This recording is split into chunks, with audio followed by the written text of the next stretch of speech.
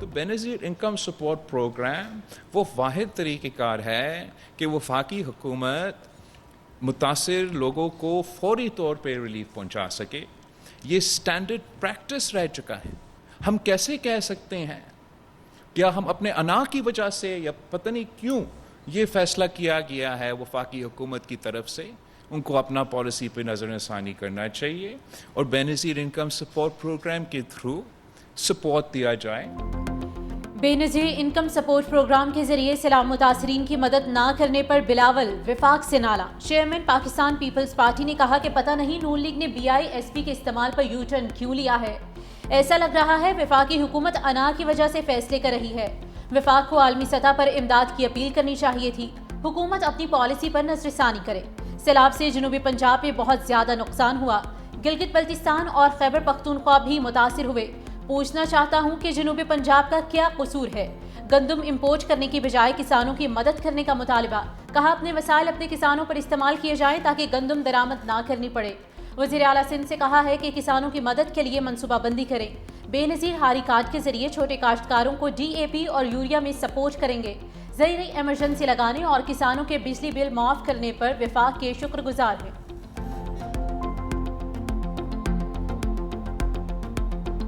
تاریخ کا بدترین سیلاب آیا. کیوں دنیا سے امداد نہیں مانگ رہے؟ کیوں دنیا کے آگے ہاتھ نہیں پھیلا رہے؟ یہ مشورے آ رہے ہیں. میں نواز شریف کی بیٹی ہوں. امداد کے لیے اپنا ہاتھ کبھی نہیں پھیلاؤں گی. ہمارے اعلیٰ ہیں پیپلز پارٹی، میں ان کی عزت کرتی ہوں. مجھے افسوس کے ساتھ یہ کہنا پڑتا ہے کہ انہوں نے پنجاب میں سیلاب کے معاملے میں انہوں نے سیاست کی. بلاول میرا چھوٹا بھائی ہے، مگر میں یہ کہنا چاہتی ہوں اپنے جو پیپلز پارٹی کے سپوکس پرسن ہیں ان کو سمجھائیں. جن کے گھر گر گئے، جن کے 5-5 لاکھ کے مویشیوں کا نقصان ہو گیا، جن کی فصلوں کا نقصان ہو گیا، وہ بیچارے 10-15 ہزار روپے سے کیا کریں گے؟ مریم نواز نے 10,000 روپیہ نہیں دینا، مریم نے 10 لاکھ روپیہ دینا. پیپلز پارٹی نے سیلاب پر سیاست کی. کہہ رہے ہیں دنیا کے ساتھ ہاتھ کیوں نہیں پھیلا رہے؟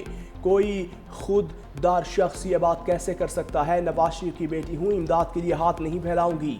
BISP 10,000 روپے دیتا ہے، ہم 10 لاکھ دیتے ہیں. وزیر اعلیٰ مریم نواز کا DG خان میں الیکٹرو بس پروجیکٹ کی افتتاحی تقریب سے خطاب. کہا بلاول بھٹو میرا چھوٹا بھائی ہے، وہ اپنے پارٹی ترجمانوں کو سمجھائے. سندھ میں کوئی آفت آتی ہے پنجاب ساتھ کھڑا ہوتا ہے.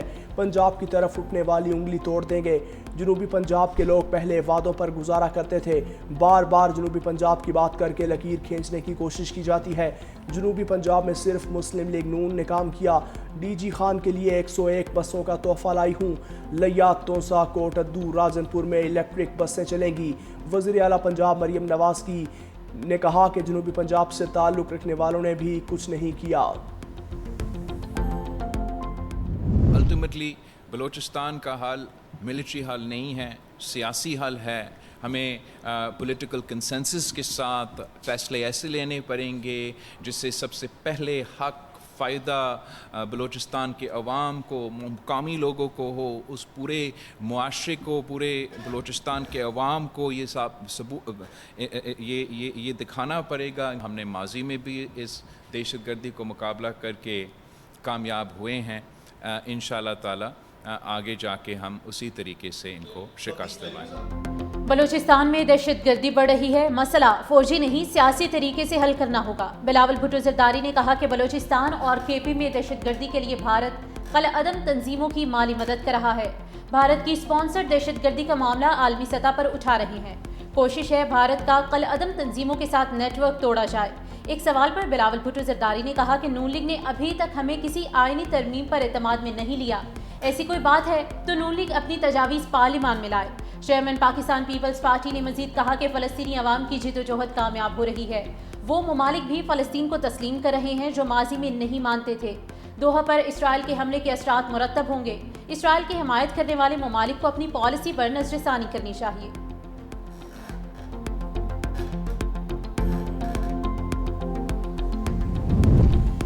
دہشت گردوں کے خلاف سخت فضائی اور زمینی آپریشن ضروری ہے. پہلے دن سے کہہ رہا ہوں یہ را فنڈنگ جنگ ہے. بھارت پاکستان کے تمام دشمنوں کو اکٹھا کرنا چاہتا ہے. انتہا پسند نوجوانوں کو ورغلانے کی کوشش کر رہے ہیں. وزیر اعلیٰ بلوچستان سرفراز بگٹی کی پریس کانفرنس. کہا سیکیورٹی فورسز کا چاغی میں آپریشن, ایک دہشت گرد ہلاک, ایک اہم دہشت گرد گرفتار, ایک نے سرنڈر کیا. کہا دہشت گردوں اور سیکیورٹی فورسز کے درمیان 2 گھنٹے تک فائرنگ کا تبادلہ جاری رہا. گرفتار دہشت گرد زبیر کالعدم تنظیم کے لیے کام کرتا تھا. ایف سی ہیڈ کوارٹر سمیت اہم تنصیبات کی رہنمائی کرتا تھا. وزیر اعظم شہباز شریف اور امریکی صدر ڈونلڈ ٹرمپ کی 1-on-1 ملاقات آج ہوگی. فیلڈ مارشل سید عاصم منیر کی شرکت بھی متوقع. صدر ٹرمپ وائٹ ہاؤس میں شہباز شریف کی میزبانی کریں گے.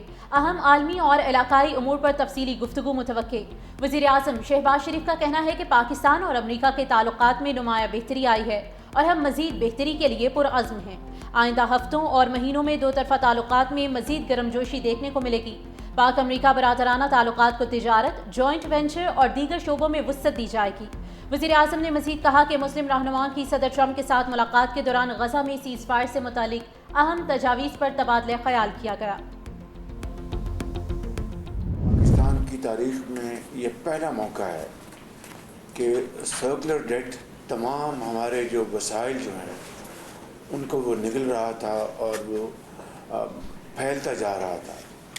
میں سمجھتا ہوں کہ اس کو جس طریقے سے اس ایشو کو ٹیکل کیا گیا ہے وہ ایک بہت بڑی کامیابی ہے اور یقیناً اس کا سہرا ٹاسک فورس کے سر ہے. مسلسل بڑھنے والا گردشی قرضہ ملکی وسائل نگر رہا تھا. اس سے نمٹنا بہت بڑی کامیابی ہے. وزیر اعظم شہباز شریف کی آئی پی پیز کے ساتھ کامیاب مذاکرات پر وزیر توانائی کی سربراہی میں ٹاسک فورس کی تعریف. ویڈیو لنک پر خطاب میں کہا معاہدے کے لیے فیلڈ مارشل سید عاصم منیر نے کلیدی کردار ادا کیا. M D I M F نے پاکستان کی معاشی بہتری کی تعریف کی. بجلی کے شعبے میں لائن لاسز بھی ایک بڑا چیلنج ہے. اگلے مرحلے میں لائن لاسز کے مسئلے پر توجہ دی جائے. وزیر خزانہ محمد اورنگزیب نے کہا گردشی قرض کا حل توانائی شعبے کے دیرینہ مسائل کے حل میں بڑی پیش رفت ہے.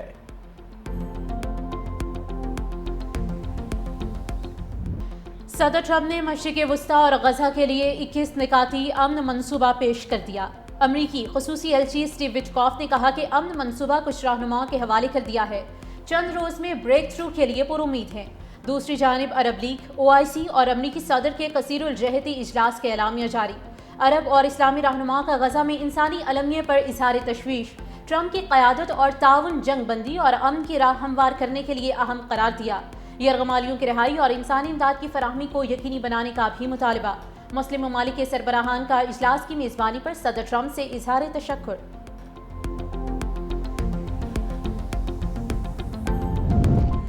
وزیر اعظم شہباز شریف سے بنگلہ دیش کے چیف ایڈوائزر پروفیسر محمد یونس کی ملاقات. 2 طرفہ تعلقات کو مزید بہتر بنانے کا عزم. ملاقات میں تجارت, علاقائی تعاون اور باہمی روابط بڑھانے پر بھی تبادلہ خیال. بل گیٹس سے ملاقات میں وزیر اعظم کا سیلاب متاثرین کی امداد پر اظہار تشکر. پولیو کے خاتمے میں تعاون پر بل گیٹس فاؤنڈیشن کی تعریف. عالمی اقتصادی نظام نے عدم مساوات اور کمزوریاں بڑھا دی. نائب وزیر اعظم وزیر خارجہ اسحاق ڈار کا 2 سالہ عالمی اقتصادی سربراہی اجلاس سے خطاب. کہا ترقی پذیر ممالک کو منصفانہ آواز اور فیصلہ سازی میں حصہ ملنا چاہیے. 2022 کے سیلاب کے بعد پاکستان پھر پانی میں ڈوبا ہوا ہے. وزیر خارجہ اسحاق ڈار کی بحرین ہم منصب سے بھی ملاقات. بیلجیم کے وزیر خارجہ سے بھی ملے. 2 طرفہ تعلقات پر بات چیت کی گئی. اسحاق ڈار کا قونصلیٹ جنرل نیو یارک میں سروس ایریاز کی افتتاحی تقریب سے خطاب. کہا اوورسیز پاکستانیوں کو بہترین سہولیات کی فراہمی حکومت کی اولین ترجیح ہے.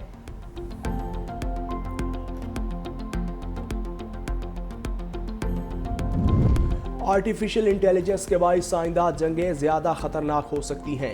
وزیر دفاع خواجہ آصف کا سلامتی کونسل کی اعلیٰ سطحی مباحثے سے خطاب. کہا اقوام متحدہ کے چارٹر کے تحت مصنوعی ذہانت کا استعمال امن کے لیے ہونا چاہیے. AI کے غیر ذمہ دارانہ استعمال سے امن و سلامتی کو سنگین خطرات لاحق ہیں. پاکستان نے رواں سال اپنی پہلی مصنوعی ذہانت پالیسی بنائی. 10 لاکھ افراد کو AI کی تربیت دی جائے گی.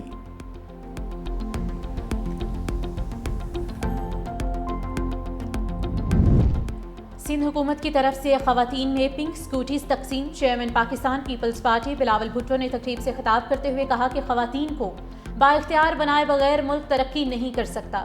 خواتین کو پنک الیکٹرک سکوٹیز کی فراہمی اہم منصوبہ ہے.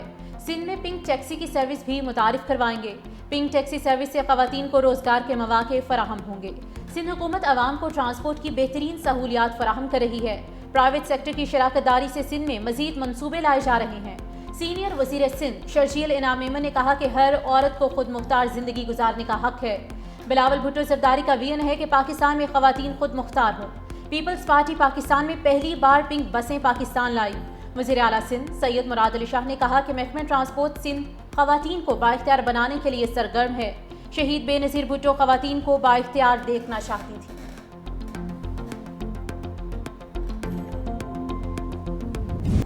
اگر مگر کا کھیل ختم، فائنل میں جانا ہے تو بنگلہ دیش کو ہرانا ہوگا.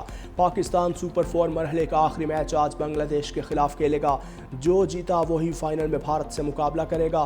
میچ سے قبل پریس کانفرنس میں شاہین شاہ آفریدی نے کہا، فائنل میں بھارت ہو یا کوئی اور ٹیم، یقینی طور پر ہم ہی جیتیں گے. ہم پہلے سے ہی جارحانہ کرکٹ کھیلتے ہیں. کرکٹ ایسی ہی کھیلی جاتی ہے. ہم یہاں ایشیا کپ جیتنے آئے ہیں. جو بھی ٹیم سامنے ہوگی فائنل میں اسے شکست دیں گے. انشاءاللہ پاکستان جیت کے بھارت کے ساتھ بھی میچ کرے گا اور ٹرافی جیتے گا. بنگلہ دیش سے تو امید ہے کہ ہم جیت ہی جائیں گے. باقی جو ہے انڈیا کے ساتھ ہمارا رہ گیا تو ہم انشاءاللہ فائنل میں ان کے ساتھ کسر پوری کریں گے. انشاءاللہ آج پاکستان جیتے گا اور بنگلہ دیش کو ہرائے گا اور پھر ہم سیمی فائنل میں جا کے انڈیا سے اپنی ہار کا بدلہ لیں گے. شائقین کرکٹ بنگلہ دیش کے خلاف قومی ٹیم کی جیت کے لیے پر امید ہیں. کہتے ہیں آج کا میچ جیت کر پاکستان فائنل کھیلے گا. انشاءاللہ قومی ٹیم بھارت کو فائنل میں ہرا کر پچھلی تمام شکستوں کا بدلہ لے گی.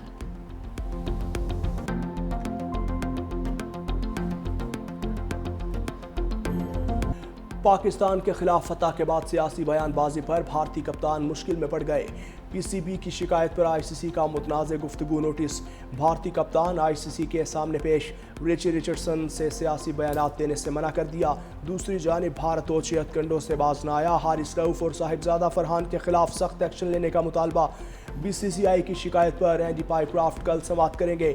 پاکستانی کھلاڑیوں کی جانب سے اشتعال انگیز اشارے کرنے پر اعتراض کیا گیا تھا.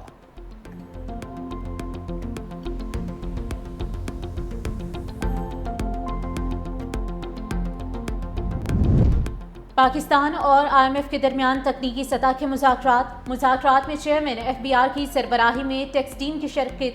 ایف بی آر ممبران لینڈ ریونیو آپریشنز اور ممبر لیگل ٹیم کی مذاکرات میں موجود تھی. آئی ایم ایف وفد کو موجودہ مالی سال کے ٹیکس ریونیو اہداف پر بریفنگ دی گئی. ذرائع کے مطابق آئی ایم ایف کو ٹیکس نیٹ بڑھانے کے لیے قانون سازی میں پیش رفت پر بھی بریف کیا گیا. آئی ایم ایف مشن وزارت کی خزانہ کے حکام سے بھی ملاقات. فریقین کے درمیان باقاعدہ مذاکرات 29 ستمبر سے ہوں گے.